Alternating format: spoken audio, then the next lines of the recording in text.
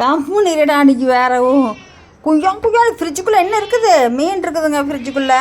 இப்போ அதை எடுத்து போட்டே ஆகணும்னு நிற்கிது. எப்படியெல்லாம் நீ பண்ணிக்கிட்டு இருக்கிற? மக்களே, உங்களுக்கு ஒரே ஒரு சின்ன விஷயம் சொல்கிறேன். அது உண்மையான ஒரு விஷயம். இப்படியெல்லாம் ஒரு வித்தியாசமாக இருக்குதான்னு எனக்கு இன்றைக்கி ரொம்ப சந்தோஷமாக போட்டிருக்குது. 3 பழம் வச்சுருந்தேன் இந்த டப்பாக்குள்ளே. 3 மாதம் முடிஞ்சு 4வது மாதம் நடக்குது. இது ஒரிஜினலாக ஒரு தோட்டத்தில் மருந்தடிக்காத செடியில் பறிச்சது. அதனால நான் எங்கேயோ ஒரு பக்கம் தெரிஞ்சவங்க வீட்டுக்கு கூப்பிட்டாங்க, ஃபங்க்ஷனுக்கு எதுக்கு கூப்பிட்டாங்க, போயிருந்தோம். அந்த தோட்டத்தை சும்மா பழுத்து நிறைய சாமி கேட்க போயிருந்தோம். இங்கே ஆந்திராவில் தான் சாமி கேட்க போயிருந்தோம்.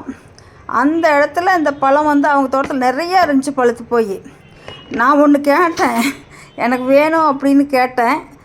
அவங்க என்ன பண்ணாங்க, ஒரு 10-20 பழமாட்டு பொறிச்சு கொடுத்தாங்க. இல்லை அவ்வளோ வேணாம், 2-3 போதும் அப்படின்னேன்.